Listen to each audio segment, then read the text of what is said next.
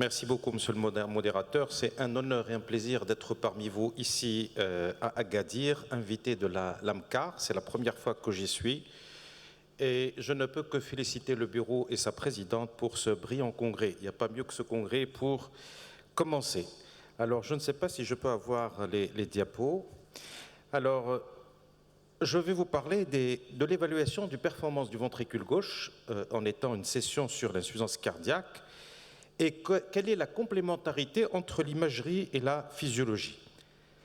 Alors, je ne vous cache pas que nous, quand même, on a idolâtré et idéalisé l'échocardiographie à juste titre, parce que l'échocardiographie est un outil miraculeux qui nous a quand même révolutionné la prise en charge de nos patients quant à la cause de l'insuffisance cardiaque, mais depuis quelque temps, la stratification de l'insuffisance cardiaque, et vous savez qu'on a 3 strates d'insuffisance cardiaque, les fractions d'éjection réduites, les fractions d'éjection préservées et la mildly reduced entre les deux, entre 40 et 50%.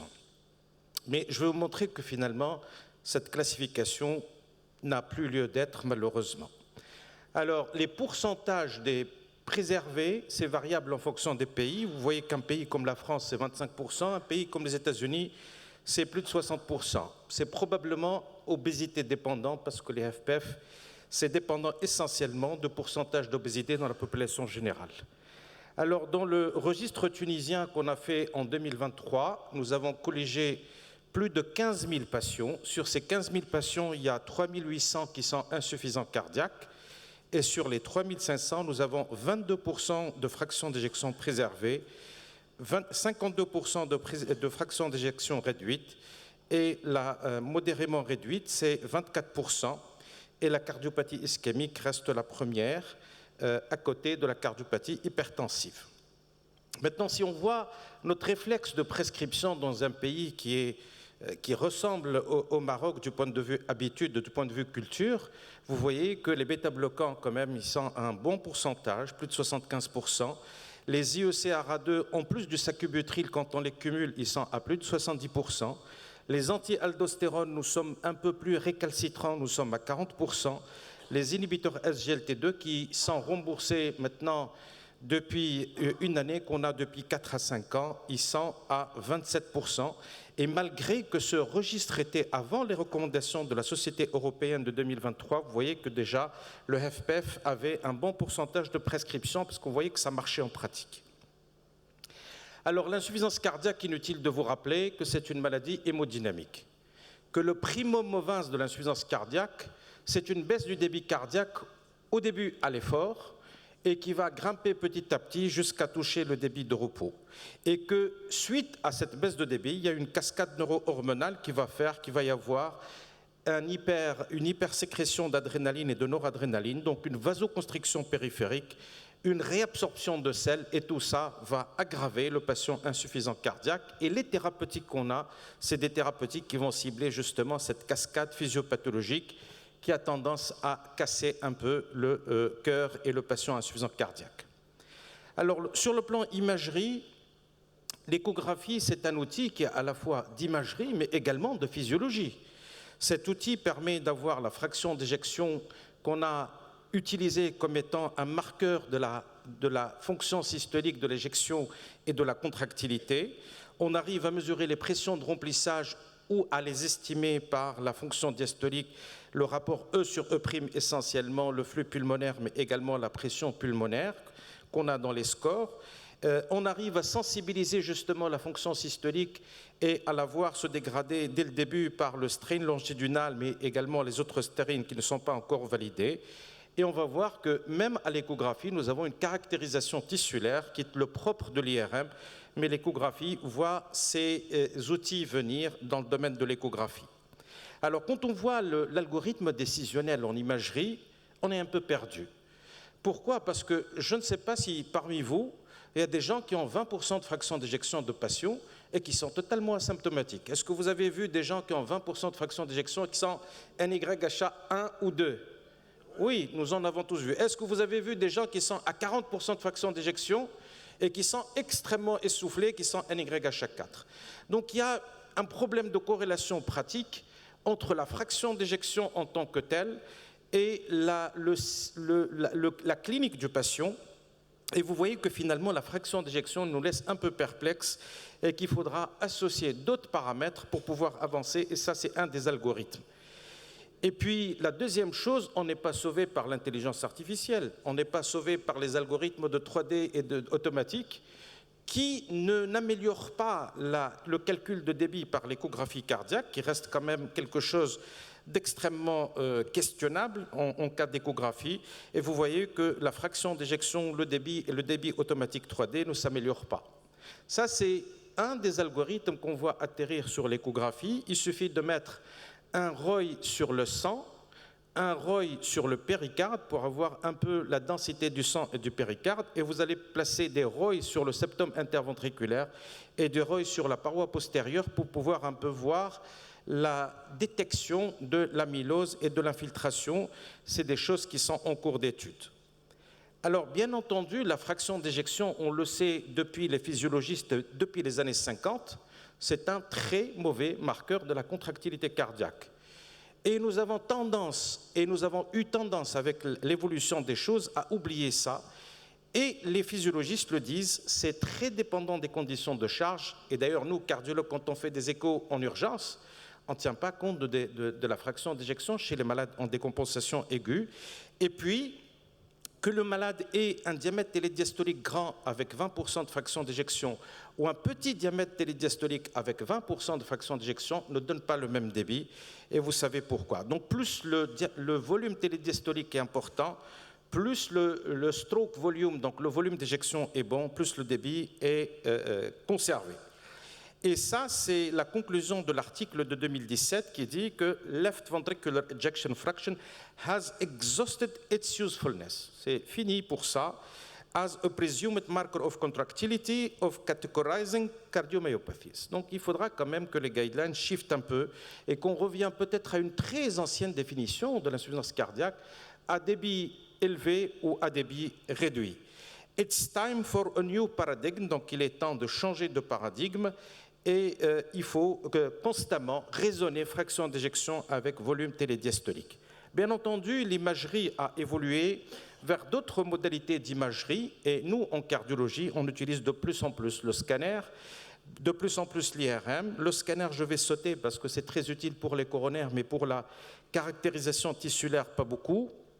Alors, l'IRM, c'est un outil qui a révolutionné également l'imagerie cardiaque et un peu la physiologie cardiaque, parce que ça nous permet de voir un peu avec les nouveaux protocoles et surtout le late enhancement, donc la prise de contraste tardive, cette prise de contraste qui permet de voir les cicatrices d'infarctus, les cicatrices de myocardite et également de voir la fibrose myocardique au niveau de l'IRM. Donc cette caractérisation tissulaire est bien entendu supérieure à l'échographie. Maintenant, il est connu chez nous et communément admis que quand vous avez une prise de contraste tardive en sous-endocardique, c'est ischémique. En sous-épicardique, c'est viral, inflammatoire, c'est la myocardite. Pourquoi cette dichotomie? C'est pour une raison purement physiologique. Vous savez que le myocarde, finalement, la couche qui se contracte en premier et qui se relâche en dernier, c'est la couche sous-endocardique. Le plateau cellulaire étant le plus large, et donc ceux qui se contractent le plus et qui travaillent le plus, c'est la couche sous-endocardique par rapport à la couche sous-épicardique. La deuxième chose, le sang, il vient par des coronaires épicardiques, et en rentrant dans le myocarde, il va affronter la pression télédiastolique. Plus il va rentrer, plus le gradient est défavorable à la perfusion myocardique. Donc, in fine, pour des raisons de travail cardiaque et pour des raisons de physiologie de circulation, nous avons les couches superficielles qui travaillent le moins, qui sont les mieux desservies, et les couches inférieures qui travaillent le plus et qui sont les moins desservies. Donc, vous imaginez que s'il y a une ischémie et un manque d'oxygène, ça va frapper les couches les plus précaires, qui sont les couches sous-endocardiques. Par contre, si vous avez une agression endogène par voie hématogène, eh ben, ça va agresser les couches les plus perfusées et donc les couches sous-épicardiques.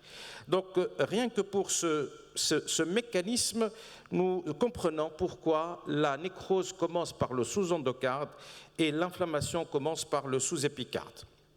Alors, l'IRM nous donne à la fois la fraction d'éjection, qui a également les mêmes inconvénients que la fraction d'éjection échographique, même si elle est gold standard de la fraction d'éjection. Elle nous donne une idée sur la cinétique, sur la perfusion précoce par les séquences de perfusion précoce, et puis par le late enhancement, donc la prise de contraste tardif qui devrait être faite autour de 10 à 15 minutes après l'acquisition pour voir la cicatrice. Alors, en post-infarctus, il est classique, quand on fait précocement en post-infarctus une IRM, on voit une zone de nécrose qui est assez large et puis des zones qui sont noires en sous-épicardique. Et ces zones noires en sous-épicardique, ce sont les zones de Noriflow. C'est les zones de nécrose de Noriflow. Après quelques temps, il y a une détertion des zones de Noriflow et la cicatrice, en fait, elle est définitive et on la voit dessinée en sous-endocardique. Et depuis 2001, on le sait, plus cette cicatrice en épaisseur est large, moins il y a de viabilité myocardique. Et il est communément admis que quand vous avez la moitié des joueurs qui sont perdus, vous avez perdu le match. Donc si vous avez plus de la nécrose de la moitié de l'épaisseur, eh ben, il y a très peu de chances pour que l'autre moitié puisse remplacer la moitié qui a disparu. Donc en réalité, c'est un marqueur de non-viabilité, sauf que récemment, il a été apporté des rectifications et il faudra que nos radiologues et les cardiologues qui lisent les IRM soient conscients que le calcul qu'on faisait est un peu erroné du temps de Kim et que le calcul devrait être fait en calculant la zone de prise de contraste tardive de nécrose par rapport qu'on va subdiviser, pas par rapport au B, comme on le faisait du temps de Kim, donc ce n'est pas ça l'épaisseur de la paroi, mais il faut prendre l'épaisseur de la paroi saine de référence adjacente et il faudra faire le rapport entre cette zone de nécrose par rapport à cette zone adjacente et cela permet de corriger certains problèmes de patients jugés non viables qui ont été dilatés et la viabilité a été acquise. Donc le calcul devrait être rectifié et ça on le sait depuis 2023.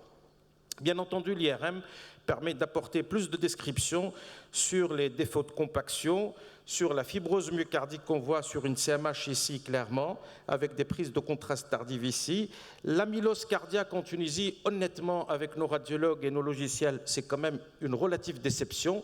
Il n'y a pas de temps d'inversion, c'est vrai, mais en réalité, on n'est pas trop avancé avec nos radiologues qui lisent les IRM en disant si c'est une amylose ou pas. Et je ne sais pas si c'est le même cas chez vous. Donc finalement, l'amylose cardiaque reste pour nous un cas assez difficile. Souvent, on voit cet aspect, dans 30% des cas, cet aspect au niveau de l'IRM de prise de contraste tardive médseptale chez les patients qui ont une CMH ou une CMD. Et cette prise de contraste était interprétée comme étant un artefact. Un artefact, voilà, comme un artefact d'acquisition. Et puis, on sait actuellement que c'est une prise de contraste tardive. Cette prise de contraste à côté du faisceau de His, en fait, est un déterminant pronostic important chez les patients. Et quand il y a cette prise de contraste tardive en médseptale, il a été corrélé à des malades qui ont une fraction d'éjection inférieure à 35%, cette prise de contraste. Ça veut dire que si vous avez quelqu'un qui a une fraction d'éjection préservée et qui a une prise de contraste comme ça, la mortalité rythmique est élevée, la mortalité par décompensation cardiaque est élevée, et en réalité, c'est l'équivalent de quelqu'un qui a moins de 35% de fraction d'éjection. L'IRM nous aide beaucoup dans certaines situations critiques, telles que par exemple la cardiopathie du sportif. Est-ce que c'est une cardiopathie du sportif ou pas? Il ne faut pas déconditionner le patient en lui demandant de ne plus faire de sport. Vous savez que la cardiopathie du sportif disparaît si le patient arrête, mais en réalité, c'est des sportifs de haut niveau et il est hors de question de leur demander d'être déconditionnés. Et l'IRM nous aide beaucoup pour comprendre s'il y a justement une cardiopathie du sportif ou pas. Deuxième chose, il y a de la physiologie dans l'IRM parce qu'on arrive à mesurer les flux de plus en plus et vous voyez qu'on arrive à voir même le flux d'insuffisance aortique. La scintigraphie pour l'amylose à transtéritine osseuse en particulier, c'est une solution importante et chez nous, ça permet de remplacer les défauts de l'IRM. Alors maintenant, quand on parle de physiologie, il faut savoir que depuis longtemps, le gold standard de l'insuffisance cardiaque et de sa définition, c'est l'exploration invasive. Et cette exploration invasive, c'est de voir cette courbe que personne ne fait, la prise des PTDVG au repos après remplissage ou après effort sur table de KT, mais personne ne fait plus cela. Donc en réalité, ce serait illusoire de demander à la salle de faire ça. Mais est-ce qu'en pratique, une évaluation physiologique nous aide? La réponse est oui. La réponse est oui, parce que face aux patients, on voudrait savoir s'il est optimisé ou pas. On a une tension, on a une glycémie. Pour l'insuffisance cardiaque, on n'a que la clinique, l'interrogatoire et notre stéthoscope pour voir. L'échographie n'est pas un bon outil pour suivre l'évolution des patients. Et en réalité, est-ce qu'on a des outils supplémentaires pour éviter les décompensations et pour optimiser le traitement de nos patients? Nous avons énormément d'outils pour la volémie, pour les résistances, pour tout ça. Ces outils ont été testés, bien entendu, la pesée à domicile, la prise de poids, la saturation au domicile. On sait que ça ne marche pas en télémonitoring. Maintenant, est-ce qu'il y a d'autres outils? En Tunisie, on utilise beaucoup cette impédance métrique cardiaque. Ça permet d'avoir des données hémodynamiques, mais de manière non invasive. Et c'est très corrélé en termes de débit à la méthode de Fick, qui est la méthode de référence, mais également à l'IRM cardiaque. C'est extrêmement bien corrélé à l'IRM cardiaque. Et la technique peut être sensibilisée par le test de levée de jambe, qui est un test de remplissage, et savoir si le patient s'adapte ou pas au remplissage. Et ça, c'est des cas pratiques. Un patient à gauche de 78 ans, vous voyez, il est déshydraté avec un TFC parce qu'il a 500 mg de l'Azilix, il a un débit dans les chaussettes, un index cardiaque dans les chaussettes et des résistances au plafond. Chez ce patient, vous n'allez pas intensifier les diurétiques. Il faut arrêter les diurétiques et au contraire intensifier le sacubitril/valsartan pour baisser les résistances et c'est comme ça que c'est amélioré. Et donc vous voyez que c'est un cas pratique où on a tendance à augmenter les diurétiques et le patient ira mal.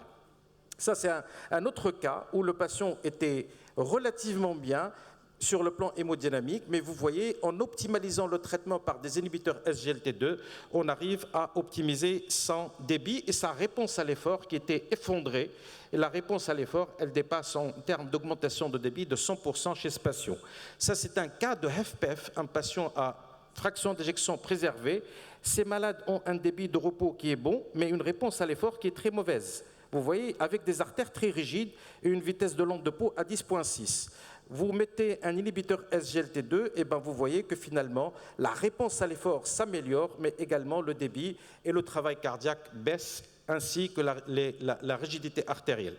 Donc ces dispositifs ont été testés. Dans l'ACC 2024, on sait que ça améliore la prise en charge des patients, et donc il y a une baisse de 38% de risque relatif. Cette impédancemétrie intégrée dans le pacemaker, et il faudra l'utiliser chez les patients qui ont des pacemakers et des défibrillateurs, et on arrive à voir la décompensation et même les hémorragies chez les patients, et on sait que ça marche également dans le suivi et ça diminue les hospitalisations. J'arrive à la fin et à la conclusion que l'intelligence artificielle appliquée à un seul électrocardiogramme arrive à avoir une spécificité de 98%, une sensibilité de 98% pour détecter les insuffisances cardiaques à fraction d'éjection préservée ou réduite, sans échographie, sans rien du tout, et donc la machine voit des choses qu'on ne voit pas. Le futur, on y est déjà. C'est d'utiliser de nouvelles techniques de téléhealth, ça existe, d'utiliser de biomarqueurs, ça existe, d'utiliser l'intelligence artificielle, c'est déjà existant. Et je termine par vous inviter à notre congrès de la Société tunisienne de cardiologie qui se passera du 21 au 23 novembre 2024. Et je vous remercie pour le temps qui a été consommé.